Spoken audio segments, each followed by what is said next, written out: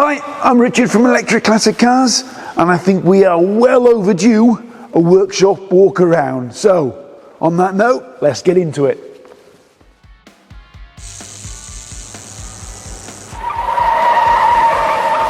Now we are full to the brim at the moment in the workshop. We've got 16 cars here, and I think we'll start over this side of the workshop, and we'll start with the car that started it all for me, this one over here. So here it is. This is the car that started it all. This was my first ever car. It's a 1969 VW Beetle. I've had it since I was 17 years old, and I'm 52 now. So it's a 1969 VW Beetle. We've in my 20s I roof chopped it, depillared it. I've had it as a daily driver from the age of 17 up to around about 30, been all around Europe in it. So this is a very special car for me. Why is it here? Am I converting it to electric? Probably, eventually, but the reason why it's specifically here is because we've got to develop our next generation of VW Beetle kit, Gen 3 if you like, and that's why it's on the lift here. So we've got the front battery box, rear battery box done. It's got CCS in it now, which is that next generation kit. We've got a small Tesla drive unit in it now with our latest cradle, and one of the reasons as well why it's here, I thought, well, whilst it's here, let's get some restoration work done on it as well. So we're going to break out the welder and fix some of the modifications I did in my younger years when I had a turbo engine in it and had a supercharged engine in it, had an intercooler. We had a water-cooled intercooler inside here with vents for air coming through and all sorts. So that's what this panel is here. So that's the first car on the list of VW. And the next car on the list is also VW. Now here we have two beautiful VW Splitscreen buses or campers. In fact, this is a camper, this is a van. These are actually finished and we're just waiting on drive shafts to arrive, and then we can get out testing them. But they're both exactly the same spec. This is right-hand drive, that's left-hand drive. But as I say, this is a van somebody's going to turn into a camper, and this is already a camper. So if I open up this door for Tim so he can actually get in and see, if you want to carefully come through here, look at this interior, lovely. So as I say, they're both exactly the same spec. A small Tesla drive unit in the rear, 62 kilowatt hour battery pack, and what we've done in here is obviously battery packs underneath here and that seat there. This is still a bed that comes out. We've got electric V2L technology in this one, so we've got electric cooker, fridge, but I don't want to dwell too much on these two vehicles because we're going to do a separate episode on these. So moving swiftly on. Right, so next on the list is the most popular car we get to convert here at Electric Classic Cars, the Land Rover Defender. We have 1, 2, 3, 4, 5 Land Rover Defenders in at the moment. That one over there is waiting for a chassis. Believe it or not, this one and the far one over there are literally 95% finished. All we're waiting on now is one part, a coolant plate delivery for the battery packs, which are all made up over there. Low voltage, high voltage looms and the motors and everything all done in these two at the ends. But these two here have just arrived, and these are the ones that I've been excited about this week because they are beautiful. These have a royal connection, can't say anything more than that, but there's something in these that Tim is going to love. Wait for it, Tim, you ready? Go on then.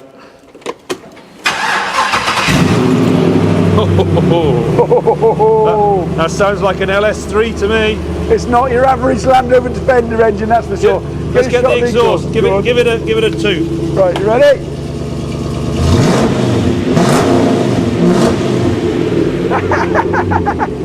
Hang on, I'll shut it up so You're not supposed to get excited about things like that. Why not? I'm a car guy. I'm not a drivetrain guy. Whatever the drivetrain is, electric, petrol, diesel, you know, as long as it's powerful. And these are definitely powerful. God, that stinks. I don't miss that anymore, that's for sure. Look at that. LS3 engines in these two. So these two Land Rover Defenders next to each other are exactly the same spec, and they were built by Charles and the gang up at Twisted, beautifully restored and built as you'd expect from Twisted. Fantastic builds. But have a look at the interior, Tim, you'll love this. Look at that. Is that full leather? That is not your average Land Rover Defender interior, is it? They are beautiful, as you'd expect from Twisted. Fantastic company, brilliant, beautiful restorations and builds that they do. But the thing that I loved about these two, and as I say, they're a mirror image of each other. The thing that I love about it is the remit we were given. Do you know what the remit is, Tim? Go on. Build the fastest Land Rover Defender 110s in the world. You know? You can do that, can't you? I think I can do that, mate. That's my kind of like remit. So yeah, we've been challenged to build the fastest Land Rover Defenders 110s in the world. So we're going full performance spec with these. So watch this space, because these are going to be monsters. Right, let's cover off some of the cars in the middle of the workshop, starting with this Porsche 356 Coupe replica from a company called Sebring Works. Check them out. They make some cracking cars.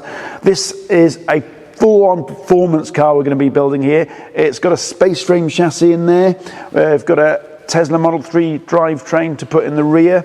It's on BMW suspension and running gear. So this is built to perform as far as handling is concerned and power, but look like a Porsche 356. So this is not a usual thing that we do here at Electric Classic Cars. This is not converting an existing vehicle. This is an all-new vehicle. So watch this space. Next in the middle of the workshop is a car that's just about to leave us. This, obviously, is the Jensen Interceptor. Click on the episode above if you want to watch us have a spin to the coast and back in this one, because we've done a full episode on this one already. But this is, it's been with us for quite some time, but this is beautiful to drive. I mean, we really enjoyed that spin out. Yeah, it's a great grand tour, isn't it? Yeah. So this, unfortunately, like all of our builds, we're saying goodbye to it this week, which is why it's in the middle of the workshop. It's just about to get a full-on valet, and then it's off to the customer, and he's picking it up and driving it all the way back to Bath, I think it is. So he's going to have a lovely journey back in this next week. Next in the middle of the workshop, and also going out on Monday, is my wife's Carmen Ghia, the most important car in the whole of the workshop, isn't it, Tim? It certainly is. It is indeed. You've got to keep her happy. So this needs a bit of restoration work, unfortunately. Sill, it looks okay. It's a good 10-footer, as they say. But once you start digging, there's carnage going on behind this paint all the way to the bottom 6 inches. So this has got to go and get some welding done, new sills, rear wings, all over the place, unfortunately. So this is on Monday going to go and disappear for a little bit and get a bit of surgery done. Okay, over to the right hand side of the workshop now, and first is our diesel forklift truck in for electric. I wish. The worst mistake ever made in this workshop, getting a diesel forklift. I should have gone electric, but when the lease is up on this, we're definitely going electric. But first car, I can't really show you this, can we? Because this is the Porsche 928. No. I would love to show you what we've done under this. But we're going to keep it for another episode. In fact, I'm just going to do a sneak. Can I do a sneak? Yeah, just give us a quick flash. A little bit of a flash of her rear end. Yeah. Come over here, Tim. Oh, I've got to go to the rear end. Yeah, Okay. I'm going to give a little bit of a flash of her rear end. If I just lift up the skirt a little bit. You ready? Yeah. Quick. Woo! There you go. But we're going to keep that for another episode. So, stay tuned on that. Click on the episode above if you want to see where we're at with the Porsche 928 build. But yeah, we're going to keep, that's why this one's under wrap. We want to keep that for another day. But next to it, if you can flip over here, Tim, is a beautiful Mercedes 190 SL, which has just come back from the trimmers. It's had a full restoration. When this came in, it was a basket case. And I am not exaggerating when I say basket case. It is the worst basket case I have ever seen. But the owner has taken the plunge, and he is keeping this vehicle alive, and has put a lot of money, time and effort into bringing this car back to its former glory. And it's beautiful. The paint is nice. In fact, if I open the door for you, we've just had it back this week from Awesome Trim, the guys at Awesome Trim, Glenn and Greg and the gang, and what they've done to it is just stunning. That does look a really comfy padded seat, doesn't it? Look at it. It is. And That's not only an that, armchair for your living room, that. the doors are fantastic. The door, and okay, some of the handles and stuff aren't in, but look at this door pocket here. They do a good job of trimming those guys, don't they? They're wizards at what they do. But they've not just done the carpet and the seats and the door panels, but they've also done the roof. Look at that roof. Get in there. I don't know if it's going to pick it up on camera underneath. It might be too dark, but look at that roof. That's a work of art, just that roof alone. This is just beautiful. Wow. So, yeah, this has just come back from the trimmers, and yeah, battery pack in the rear, and the front is getting built up on a bench over there at the moment. The motor's in fact, both of these Mercedes are front engined, rear wheel drive. So if you come over here, Tim, I'll show you some of that. Right, if we start on the 190 SL, and we'll come to the 300 SL, even though they both have engines in the front, rear wheel drive. It's a good example of the evolution of what we're doing, because this we started about a year and a half ago, if not more, blimey. And this has a Sonic 180 motor in, which is coupled to a gear reduction unit down there, and then obviously onto the prop. And we've moved away from these motors because I really don't like the fact that the inverter controller, if you like, is almost the same size as the motor. But that's what's in this one. So we've got a Sonic 180. It's going to be plenty powerful enough in this car.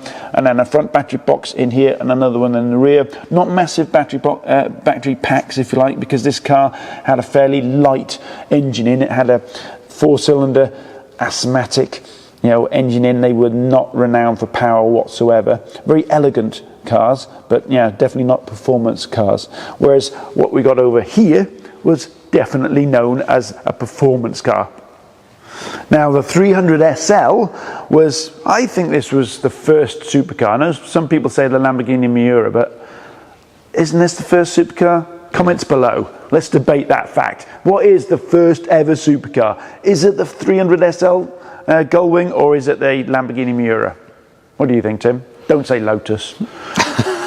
That one definitely. You reckon? Yeah. But this is the thing that gets it for me. Look, I mean, gullwing doors. It's just so cool. I mean, the first gullwing door car we had in was the DeLorean, wasn't it? Yeah, that's right. And that's just... They're proper gull wings, though. Look at the shape of the door. These are the original gull wings. Yeah. I mean, you can't get more cool than a gullwing door.